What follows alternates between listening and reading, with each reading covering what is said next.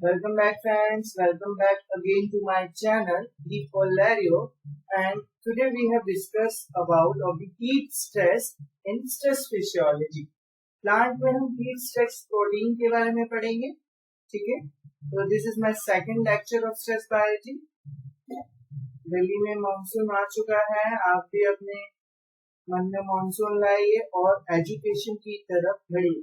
जितना ज्यादा आप इस टाइम को यूज करोगे, यूटिलाइज करोगे टू गेट मोर एजुकेटेड, उतना ज्यादा आपके लिए बेनिफिट है।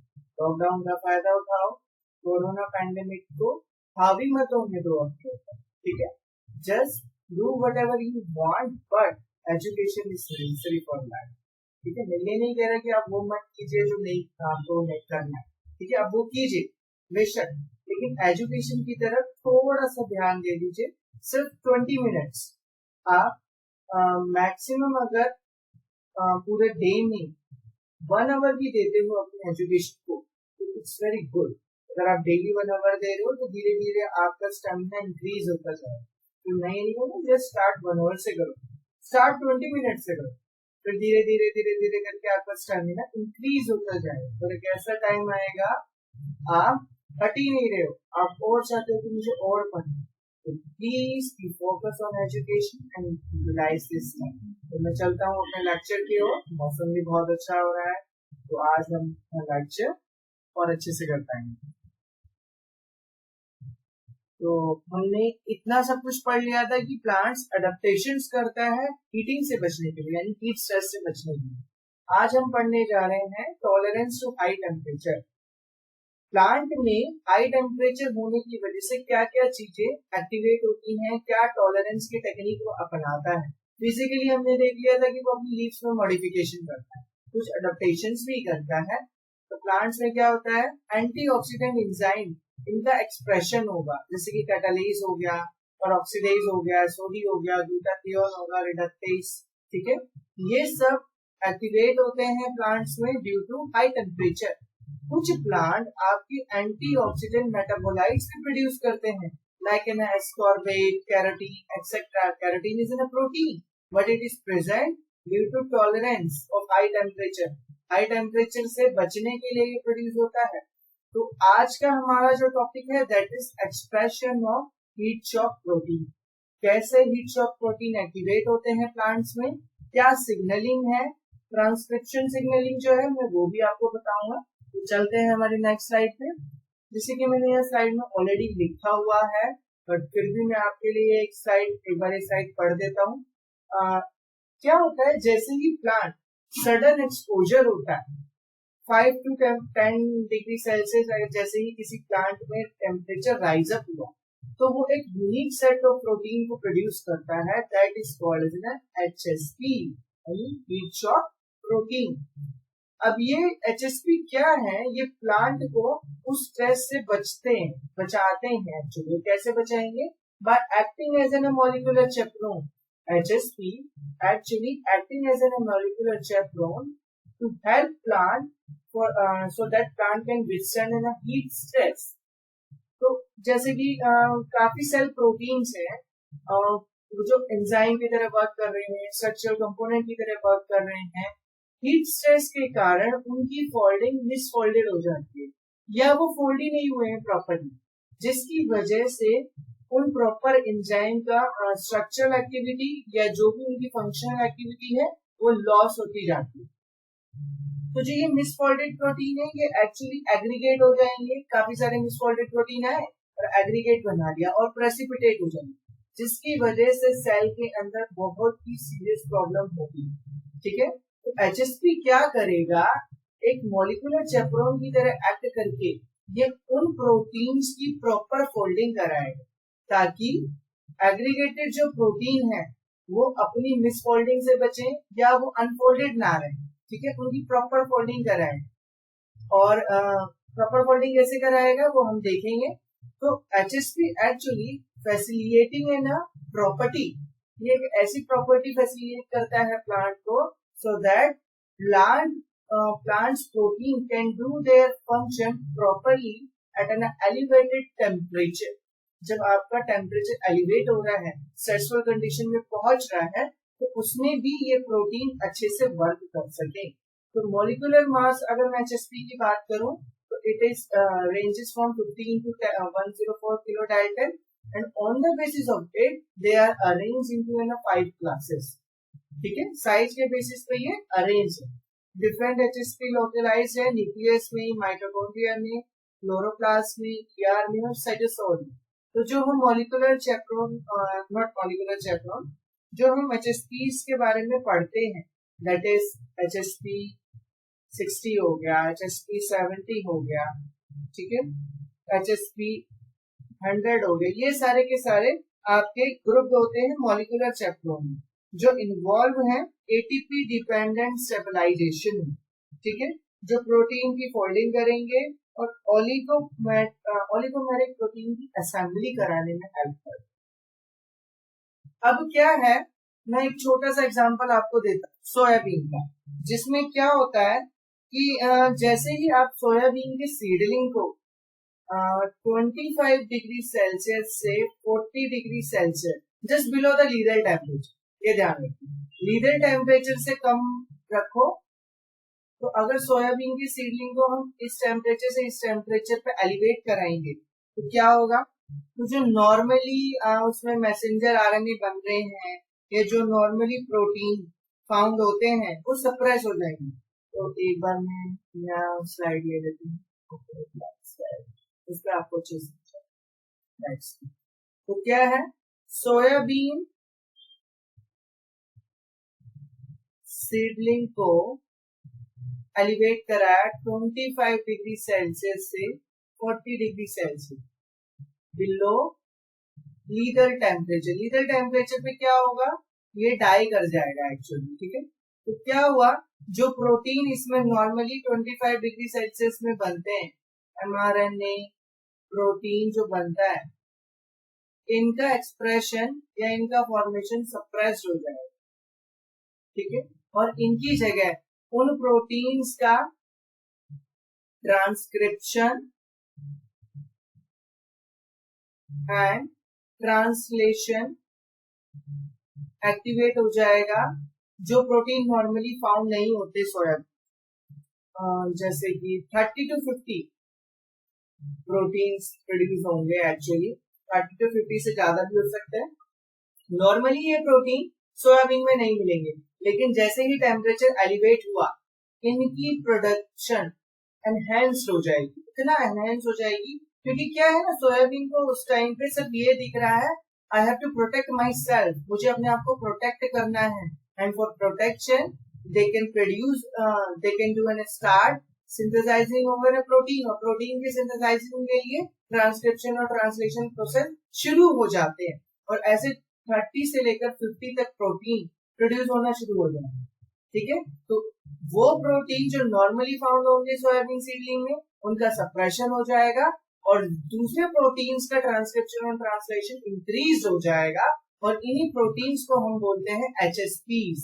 यही वो प्रोटीन है जो हीट शॉक प्रोटीन्स कहलाते हैं, क्योंकि ये हीट स्ट्रेस के कारण एक्टिवेट हुए। तो आई थिंक आपको ये एग्जांपल समझ आ गया होगा। अब एक छोटा सा भी है कि हाँ, ऑल्दो अगर मैं बात करूं, जो हीट शॉक प्रोटीन है वो पहले आइडेंटिफाई ऐसे ही हुए थे कि जैसे सडन चेंज हो गया टेम्परेचर में, उन्हीं के रिस्पॉन्स में जो प्लांट ने नॉर्मली प्रोड्यूस करे प्रोटीन, उनको हमने हीट शॉक प्रोटीन्स कह दिया, क्योंकि they are not producing normally, they are producing because of an elevation of an temperature. Suddenly temperature increase करा तब प्रोड्यूस हुए, तो इसलिए हमने उनको HSP प्रोटीन कहा, क्योंकि वो हीट शॉक प्रोटीन्स हैं, हीट स्ट्रेस में आपके वो प्रोड्यूस होना शुरू हुआ। लेकिन ये कंडीशन नॉर्मली बहुत रेयर पाई जाती है नेचर में। ये कंडीशन आपको उनमें भी मिलेगी, यानी HSPs की अगर मैं बात करूं, HSPs उन प्लांट्स में भी बनते हैं जिनके अंदर ग्रेजुअल राइज हो रहा है टेम्परेचर का, जो रिप्रेजेंट कर रहे हैं नेचुरल एनवायरनमेंट को, यानी जो फील्ड में आपके प्लांट्स वगैरह हैं उनमें भी HSP प्रोड्यूस होते हैं जिनमें ग्रेजुअली टेम्परेचर राइज होता है। अब कुछ HSPs क्या है, normal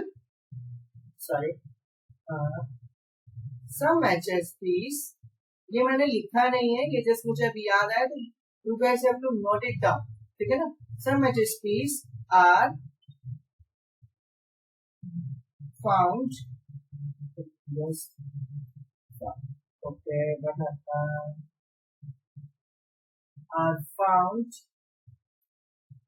in normal unstressful condition.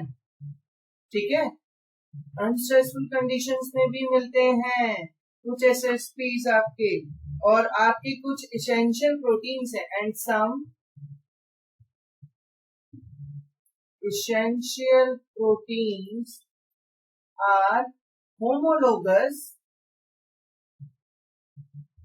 to HSPs. HSP के homologous होते हैं, ठीक है, लेकिन ये थर्मल स्ट्रेस के कारण इनका अमाउंट इंक्रीज नहीं करेगा एक्चुअली। तो प्लांट्स हो गए, अगर ऑर्गेनिज्म हो गए, तो क्या करते हैं, अलग अलग डिफरेंट साइज के एचएसपी को प्रोड्यूस करते हैं on the basis of temperature response. जैसे जैसे टेम्परेचर इंक्रीज करता जाता है वो एचएसपी का साइज उन ऑर्गेनिज्म में, चाहे वो प्लांट हो या अदर ऑर्गेनिज्म हो, जो प्रोड्यूस करते हैं उनमें इंक्रीज होता जाता है। और ये सभी में नहीं होगा, ज्यादातर ऑर्गेनिज्म और ज्यादातर प्लांट्स में ये होता है, ठीक है। तो मैं अपनी नेक्स्ट स्लाइड पे चलता हूँ।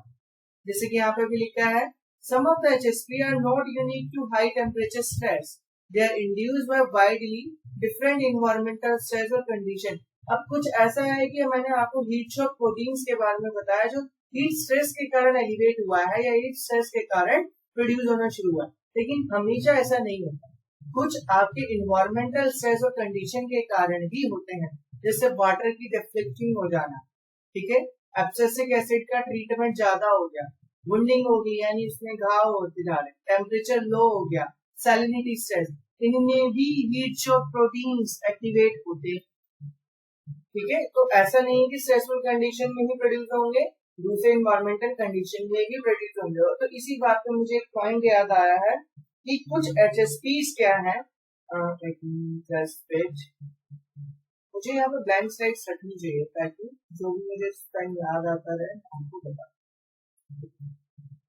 Some HSPs assist in polypeptide transport. Polypeptide के ट्रांसपोर्ट में भी असिस्ट करते हैं across an membrane to cellular compound. assist in polypeptide transport across a membrane in cellular compartment। Cellular compartment में भी ये असिस्ट करते हैं पॉलीपेप्टाइड के ट्रांसपोर्ट के लिए उनकी मेम्ब्रेन के अक्रॉस।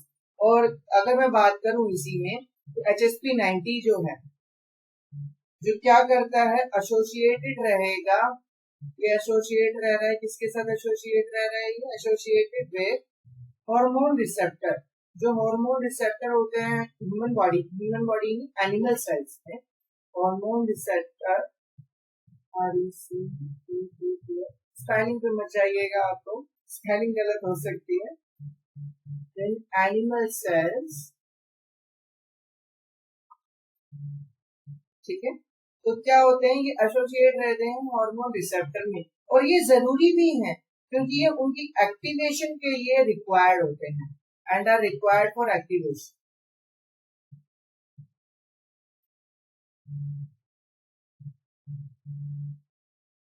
ठीक है, and are required for activation. जैसे कि अगर मैं प्लांट के बारे में बात करूं, तो प्लांट में क्या होगा, प्लांट में ज्यादातर जो आपको एचएसपीज मिलेंगे ना, वो लो मॉलिक्यूलर वेट के मिलेंगे, यानी उनका weight approximately 50 kilo dalton 30 kilo dalton के 30 किलो डाल्टन के बीच में ही मिलेगा, as compare to other organism. Other organism में क्या मिलेंगे, ज्यादातर आपको 30 किलो डाल्टन से अबव वाले एचएसपीज मिलेंगे, लेकिन प्लांट में जो हायर प्लांट्स हैं उनमें इस रेंज के एचएसपीज मिलेंगे, बिलोंग्स टू हायर प्लांट्स, ठीक है। अबंडेंट होते हैं ये एक्चुअली, इसमें बहुत ज्यादा ऐसा नहीं है, प्लांट्स में इससे ज्यादा नहीं मिलेंगे, लेकिन इनका amount is much abundant as compare to other HSPs। तो अब हम चलते हैं अपनी नेक्स्ट स्लाइड पे। तो इस स्लाइड में हम पढ़ने जा रहे हैं ए ट्रांसक्रिप्शन फैक्टर जो मेडिएट करेगा HSP के एक्यूमुलेशन के लिए।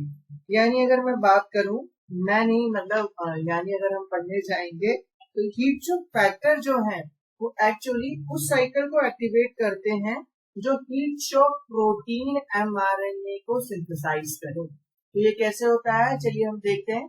तो इस साइकिल में मैं आपको HSP70 के बारे में बताने जा रहा हूँ, ठीक है। हम HSP70 को लेकर ये साइकिल समझेंगे, ट्रांसक्रिप्शन साइकिल समझेंगे। आप दूसरे प्रोटीन्स के साथ भी ये सेम कंडीशंस होती है, ऐसा नहीं है दूसरे प्रोटीन्स के साथ भी सेम कंडीशन नहीं होती। दूसरे प्रोटीन्स में दूसरे हीट शॉक प्रोटीन्स। तो इन अनस्ट्रेसफुल कंडीशन दिस HSF, ये जो HSF है, ये आपका HSF है, ये बाइंड अप रहेगा हीट शॉक प्रोटीन से, ठीक है। और ये मोनोमर कंडीशन में फाउंड होगा। तो ये जो मोनोमर कंडीशन होती है, इट कैन नॉट एबल, ये एबल नहीं है DNA को बाइंड करने के लिए और ट्रांसक्रिप्शन को आपका डायरेक्ट करने के लिए। तो जैसे ही हीट स्ट्रेस मिलता है, heat shock protein get separated from this monomer of heat shock factor, and जैसे ये सेपरेट हुए, ये क्या हुआ, आपके heat shock factor gets accumulated and forming in a trimer. जैसे ही ये ट्राइमर फॉर्म हो जाता है, now they are able to bind to an specific sequence which directing the transcription, जो ट्रांसक्रिप्शन को डायरेक्ट करेंगे। और इन स्पेसिफिक सीक्वेंस को क्या बोलते हैं हम, हीट शॉक एलिमेंट्स, ठीक है। तो जैसे ही हीट स्ट्रेस मिला, हीट शॉक फैक्टर आपके हीट शॉक प्रोटीन से अलग हो गए, अलग होते ही ये हीट शॉक फैक्टर आपके एक्यूमुलेट हो गए, एसोसिएट करा एक दूसरे के साथ और ये ट्राइमर बना लिया। Trimer is now capable of binding this specific sequence which are called as an heat shock elements, और जो ट्रांसक्रिप्शन को एक्टिवेट करेगी, ठीक है। तो जैसे ही ये heat shock element primary condition, heat shock element this primary condition of जैसे ही ये हीट शॉक एलिमेंट पे ये HSF की प्राइमरी कंडीशन बाउंड करती है, इट्स गेट फॉस्फोराइलेट, वैसे ही ये फॉस्फोराइलेट हो जाएंगे। और ऐसा नहीं है कि सिर्फ दो ही हो सकते हैं ये हीट शॉक फैक्टर, दो ही प्राइमरी कंडीशन बनती है। There are multiples of heat shock factor bound on a specific sequences, ठीक है। मल्टीपल्स भी बाउंड हो सकते हैं, जरूरी नहीं कि सिर्फ दो या एक ही, ठीक है, ठीक है। तो जो हीट शॉक फैक्टर है प्राइमरी कंडीशन में ही बाउंड करेगा, और जैसे ही ये हीट शॉक एलिमेंट पे बाउंड करेगा, वैसे ही ये फॉस्फोराइलेट हो जाएगा। और इसके फॉस्फोराइलेशन होते ही ट्रांसक्रिप्शन प्रमोट होगी और HSP का जो mRNA है उसका प्रोडक्शन शुरू हो जाएगा, ठीक है। तो क्या तो हीट शॉक प्रोटीन्स के जो mRNA है उसका प्रोडक्शन हो गया। देखो ये जैसे ही फॉस्फोराइलेट हुआ, फॉस्फोराइलेट होते ही आपका वो mRNA का प्रोडक्शन फॉर्मेशन होने लग जाएगा, प्रमोट होने लग जाएगा, जो हीट शॉक प्रोटीन बनाते हैं, ठीक है। इसका मतलब हीट शॉक प्रोटीन अनस्ट्रेसफुल कंडीशन में भी प्रोड्यूस होते हैं, लेकिन उनका एनहेंसिंग स्ट्रेसफुल कंडीशन में ही होता है, ठीक है। ये देखिए हीट शॉक प्रोटीन का फॉर्मेशन होने लग गया। हीट शॉक प्रोटीन के फॉर्मेशन होते क्या करेगा, ये हीट शॉक प्रोटीन उस यानी जो HSP70 है आपका, जो प्राइमरी कंडीशन थी हमारी HSF की, जो आप अभी आपके HSE पे बाउंड करके रखिए, वहां पर जाके भी ये दोबारा उसको बाउंड अप कर दे, लेकिन ये HSE और ये कॉम्प्लेक्स बना लेगा। ये कॉम्प्लेक्स कैसा बना रहा है, ये देखो, ये हीट शॉक फैक्टर है विच गेट्स फॉस्फोराइलेटेड, फॉस्फोराइलेशन होते ही हीट शॉक प्रोटीन का फॉर्मेशन शुरू हो जाएगा। कैसे हो जाएगा, क्योंकि फॉस्फोराइलेशन के होते ही वो ट्रांसक्रिप्शन एक्टिवेट हो जाएगी जो हीट शॉक प्रोटीन mRNA को फॉर्म करती है, और हीट शॉक प्रोटीन mRNA बना, उसके बाद हीट शॉक प्रोटीन बने। Heat shock protein now attach to the HSF से अटैच हो जाएंगे, प्राइमरी कंडीशन में ही अटैच हो जाएंगे। लेकिन ये प्राइमरी कंडीशन में क्यों अटैच हो रहे हैं ये अभी हम देखेंगे, ठीक है। तो जैसे ही प्राइमरी कंडीशन में अटैच होते हैं, उनके अटैच होने के पीछे का मकसद यही है ताकि ये जो एलिमेंट्स है आपके बाउंड हो रखे हैं हीट शॉक फैक्टर, ये उनसे सेपरेट हो सके, यानी आपका ये जो HSP और HSF का कॉम्प्लेक्स बना हुआ है ये टूट सके। तो इसको तोड़ने के लिए हीट शॉक प्रोटीन इस पे बाइंड अप कर जाता है। ये देखो, ये हीट शॉक एलिमेंट से सेपरेट हो गया HSF, और ये फॉस्फोराइलेशन है अभी भी, ठीक है। तो फॉस्फोराइलेशन भी आपका रिमूव हो जाएगा, ठीक। और ये जैसे ही आपका हीट शॉक प्रोटीन सेपरेट हुए, now again heat shock factor gets present in a monomeric condition, monomeric condition में प्रेजेंट हो गए। मोनोमरिक कंडीशन में जैसी अनस्ट्रेसफुल कंडीशन गई, मतलब अनस्ट्रेसफुल कंडीशन आई, फिर से दोबारा ये HSP70 मोनोमर कंडीशन में बाइंड अप कर दे। क्यों? ताकि ये ट्राइमर ना बना सके और ट्रांसक्रिप्शन फिर से एक्टिवेट ना हो सके। तो जैसे ही आपका HSP इतना अमाउंट में एक्यूमुलेट हो जाता है, इतना अबंडेंट हो जाता है, ताकि वो मतलब इतना अबंडेंट हो जाए कि वो सारे के सारे हीट शॉक फैक्टर से बाइंड अप कर दे, वैसे ही HSP का प्रोडक्शन कम हो जाता है, यानी HSP का जो mRNA का प्रोडक्शन है कम हो जाता है। जैसे कि आप जो भी सिग्नलिंग पढ़ते हो उसका जो एंड रिजल्ट होता है, या जो भी साइकिल पढ़ रहे हो जिसका एंड रिजल्ट होता है, वो ही एंड रिजल्ट एक्चुअली रिस्पॉन्सिबल होता है उस साइकिल को स्टॉपेज के लिए। तो यहाँ पर इस साइकिल को स्टॉपेज के लिए रिस्पॉन्सिबल कौन है? ये HSP। ये HSP जैसे ही इतने अबंडेंट हो जाए कि ये हर एक हीट शॉक फैक्टर की मोनोमरिक कंडीशन में बाइंड अप कर ले, वैसे ही ये कंडीशन आपकी स्टॉप हो जाएगी। और वो कंडीशन कब आएगी? जब आपका हीट स्ट्रेस रिड्यूस हो जाएगा, यानी टेम्परेचर कम हो जाएगा। तो एक बार साइकिल और देख लेते हैं ताकि और अच्छे में व्यू हो जाए। एक बार और इसको रिपीट कर लेते हैं, ठीक है। क्या है? हीट शॉक फैक्टर आपके प्रेजेंट है मोनोमरिक कंडीशन में, which are bounded with HSP as heat stress provided by an environmental condition. This HSP gets separated from heat shock factor, then heat shock factor gets accumulated and forming in a trimer. Now this trimer is capable of binding in a specific sequence element which is called a heat shock element, and as it is binding to these heat shock elements, it gets phosphorylated, and as it is phosphorylated, heat shock protein mRNA transcription promotes, which ultimately forming in a more heat shock proteins. As more heat shock proteins form, it gets now binded with this phosphorylated trimeric complex. मतलब इस trimeric complex से bind up कर देगा. As it is binding with this complex, इसकी binding इस complex heat shock factor को अपने इस कॉम्प्लेक्स से अलग कर देगी, ठीक है। Now heat shock factor gets separated from the HSC HSF complex and its phosphorylation is also removed, and as its phosphorylation removed, now this primary condition is also getting converted into its monomeric condition, and as HSP are in abundant, so that it can bind sufficiently to heat shock factor in unsuccessful condition, and this cycle gets stopped. तो I hope so आप लोगों को ये सारी ये transcription cycle समझ आई होगी। तो नेक्स्ट स्लाइड पे चलते हैं, ठीक है। ओके, ठीक है, this is a different thing, तो I think I have to take it in next class. Okay, तो आज हम इतना ही रखते हैं। प्लीज इसकी नेक्स्ट वीडियो जरूर देखिएगा। आज के लिए मेरी वीडियो में इतना ही। So please like my video and also subscribe my channel and also comment करना मत भूलिए, क्योंकि आपको समझ आ रहा है या नहीं आ रहा वो मुझे कमेंटिंग से ही पता चलेगा। तो प्लीज कमेंट मी कि आपको क्या समझ आ रहा है और मुझे रिस्पॉन्स दीजिए ताकि मैं इम्प्रूव कर सकूं। मैं अपना बेस्ट दे रहा हूँ। अगर आप मुझे रिस्पॉन्स नहीं देंगे तो मुझे लगेगा कि आई एम सफिशिएंट, तो मुझे इतना ही करना चाहिए, इससे ज्यादा और इम्प्रूवमेंट नहीं लाना चाहिए।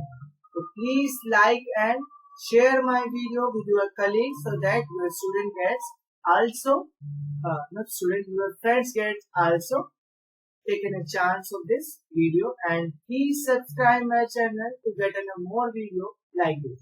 Thank you so much.